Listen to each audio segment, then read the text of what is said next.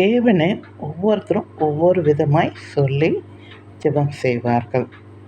அன்புள்ள இயேசுவே சொல்லுவாங்க, அன்புள்ள தகப்பனே சொல்லுவாங்க.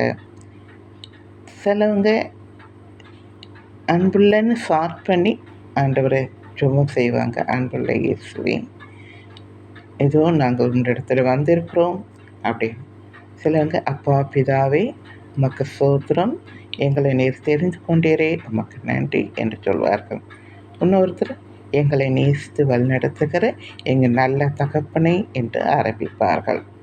இப்படி ஒவ்வொருத்தருக்கும் ஸ்டார்டிங்கில் நீங்கள் எப்படி ஆண்டவரை தொழுது ஆரம்பிக்கிறீங்க அப்படின்றத கொஞ்சம் யோசித்து பாருங்கள்.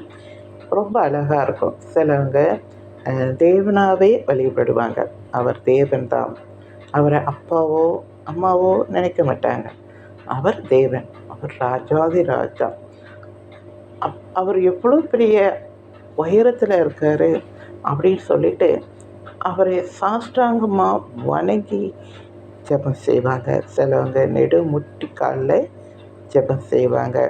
சிலவங்க முட்டி போட முடியாதவங்க, வயசானவங்க அப்படியே சேரில் அழகாக அமர்ந்து முக்காடு போட்டு ஜெபம் செய்வாங்க.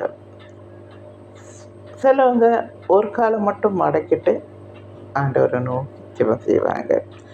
இப்போ நான் ஜெபிக்கிறத பற்றி சொல்லவில்லை, அவர் கொடுக்க வேண்டிய அந்த மரியாதை எப்படி ஆரம்பிக்கிறோம், அந்த மரியாதையோடு அந்த தொழுது கொள்வது ஆண்டவருக்கு எப்படி நாம் செய்கிறோம் அப்படின்றத நீங்கள் ஒவ்வொருத்தராக நினச்சிக்கோங்க.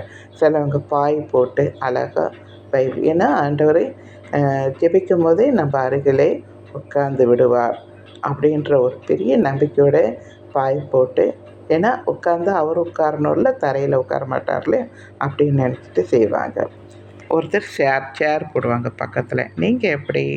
சரிங்களா? பிடிச்சிருந்தா லைக் பண்ணுங்கள், மற்றவங்களுக்கு ஷேர் பண்ணுங்கள். தேங்க்யூ.